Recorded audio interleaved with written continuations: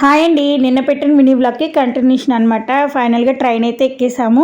Morning పూట కాబట్టి view మంచిగా ఎంజాయ్ చేస్తున్నారు పిల్లలు. నాకు తెలిసి పిల్లలతో ట్రైన్ జర్నీ నైట్ టైమే బెటర్ అండి. మీరు ట్రైన్ జర్నీ చేసేటప్పుడు ఇంటి దగ్గర ఫుడ్ ప్యాక్ చేసి తీసుకెళ్తారా? లేదంటే బయట తింటారా? కామెంట్ చేయండి.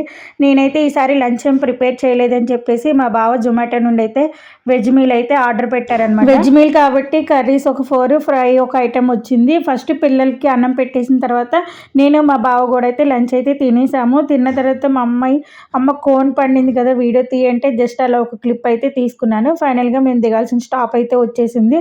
ట్రైన్ అయితే దిగేసాము. పిల్లలతో జర్నీ చేసేటప్పుడు నైట్ టైం అయితే బెస్ట్. ఎందుకన్నానంటే స్లీప్ టైంలోనే మనకి జర్నీ అంతా కవర్ అయిపోయిద్ది. ఇంకా ఫైనల్గా విజయవాడ రైల్వే స్టేషన్ దగ్గరికి అయితే వచ్చేసాము. మేము అత్తయ్య వాళ్ళ ఇంటికి వెళ్ళడానికి మళ్ళీ ఇక్కడ నుంచి బస్సు అయితే ఎక్కాలి.